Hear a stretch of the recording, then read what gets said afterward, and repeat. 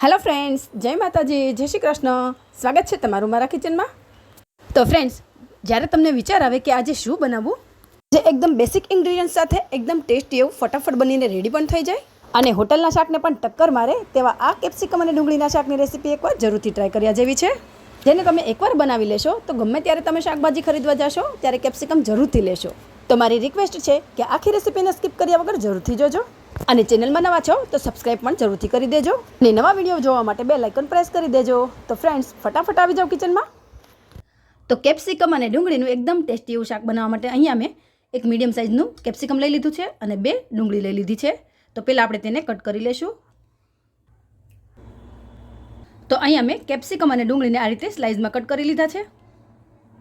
હવે તેને એક મિક્સિંગ બાઉલમાં એડ કરી દઈશું। ફ્રેન્ડ્સ, તમે કેપ્સિકમ અને ડુંગળીને ઝીણા કટ કરીને પણ લઈ શકો છો।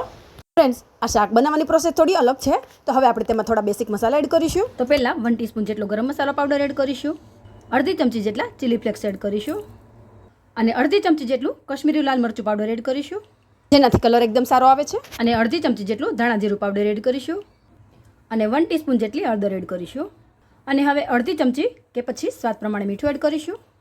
હવે મોટી 2 ચમચી જેટલી શેકેલી સિંગ અથવા તો આ રીતની જો ખારી સિંગ ઘરમાં પડી હોય તો તેને ફોતરાનો પાક કાઢીને તેને અધકચરી ક્રશ કરીને લઈ લેવાની। તો મેં ખારી સિંગને ક્રશ કરીને લઈ લીધી છે, તેનાથી ટેસ્ટ થોડો વધારે સારો આવે છે।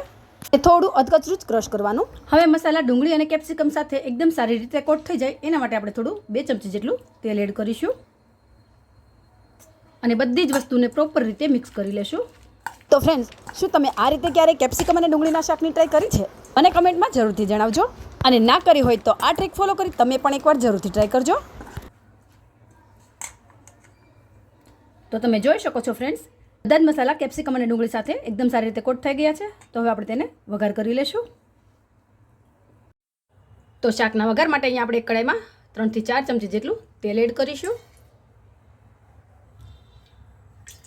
તો તેલ ગરમ થઈ ગયું છે તો તેમાં અડધી ચમચી જેટલું જીરું એડ કરીશું અને 1 ટીસ્પૂન જેટલી હિંગ એડ કરીશું।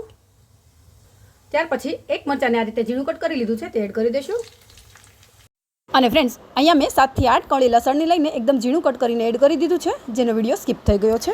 તમે લસણ ના ખાતા હોય તો સ્કીપ પણ કરી શકો છો। હવે મીડિયમ ગેસની ફ્લેમ પર 1 મિનિટ તેને કૂક કરી લેશું અને હવે મોટી 1 ચમચી જેટલો ચણાનો લોટ એડ કરી દઈશું, જેનાથી શાકમાં ટેસ્ટ અને બાઇન્ડિંગ એકદમ સરસ એવું આવે છે। હવે 1 મિનિટ માટે તેને થવા દેશું અને ગેસની ફ્લેમ મીડિયમ રાખીશું અને લોટનો કલર વધારે ચેન્જ ના થાય એનું ધ્યાન રાખવાનું। લોટને 1 મિનિટ માટે શેકી લીધો છે। હવે તેમાં રેડી કરેલા કેપ્સિકમ અને ડુંગળી એડ કરી દઈશું અને મીડિયમ ગેસની ફ્લેમ પર તેને કૂક કરી લેશું અને અહીંયા આપણે કેપ્સિકમ અને ડુંગળીને ઓવરકૂક નથી કરવાના, થોડા ક્રન્ચી રહે એટલા જ કૂક કરીશું। ફ્રેન્ડ, ખાતી વખતે જ્યારે બાઇટ્સમાં કેપ્સિકમ, ડુંગળી અને સિંગનો ક્રંચ આવશે ત્યારે ખાવાની એકદમ વધારે મજા આવશે। આપણું આ શાક થોડું ફટાફટ કૂક થઈ જાય એના માટે થોડું મીઠું એડ કરીશું। આપણે આગળ પણ એડ કરેલું છે તો ધ્યાનથી એડ કરવાનું। હવે મિક્સ કરી લેશું। તો આપણે 4 થી 5 મિનિટ માટે મીડિયમ ગેસની ફ્લેમ પર આપણે આ શાકને કૂક કરી લીધું છે। હવે મીડિયમ ખાટું એવું 2 ચમચી જેટલું દહીં એડ કરીશું। હવે ફટાફટ મિક્સ કરીને 1 મિનિટ માટે તેને હલાવતા રહેશું, જેથી શાકમાં દહીં ફાટી ના જાય અને અહીંયા આપણે રૂમ ટેમ્પરેચર વાળું દહીં એડ કરવાનું। જો ફ્રીજમાંથી ડાયરેક્ટ એડ કરીશું તો દહીં ફાટવાના ચાન્સીસ રહેશે। તો હવે આ શાકમાં આપણે તેલ રિલીઝ થાય ત્યાં સુધી તેને થવા દેશું। તો 1 થી 2 જ મિનિટમાં શાકમાં સરસ એવું તેલ રિલીઝ થવા લાગ્યું છે। તો હવે આપણે એક ટુકડો આ રીતનો પનીરનો લઈને તેને હાથેથી ક્રશ કરીને એડ કરી દઈશું।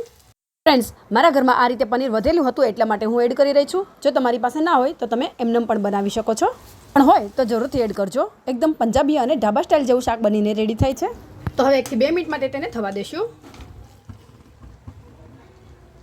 ફ્રેન્ડ્સ, તો 1 થી 2 મિનિટ જેવું થઈ ગયું છે અને તમે આ રીતના લચકા પડતું શાક પણ સર્વ કરી શકો છો અને જો તમને ગ્રેવી જોઈએ તો તમે ગ્રેવી પણ કરી શકો છો।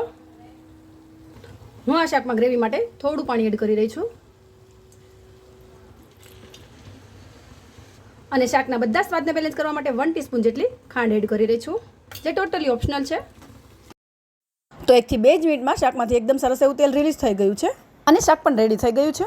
તો હવે અડધી ચમચી જેટલી આ રીતે કસૂરી મેથી લઈને હાથેથી ક્રશ કરીને એડ કરી દઈશું અને ગેસની ફ્લેમ પણ આપણે બંધ કરી દઈશું।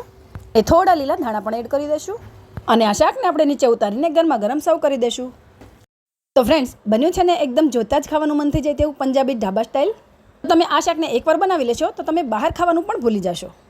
અને ફ્રેન્ડ્સ, આ શાકને તમે પૂરી, પરાઠા, રોટલી કે ભાખરી સાથે પણ સર્વ કરી શકો છો. તો આ ઇઝી અને ટેસ્ટી રેસીપી તમે પણ એકવાર જરૂરથી ટ્રાય કરજો. અને ફ્રેન્ડ અને ફેમિલી સાથે એન્જોય કરજો. અને મારા વિડીયોને લાઈક અને શેર જરૂરથી કરજો. અને મને સપોર્ટ પણ જરૂરથી કરતા રહેજો, જેથી મને પણ તમારા માટે આવી જ અવનવી રેસીપીઓ લઈને આવતા રહેવાનો ઉત્સાહ વધતો રહે.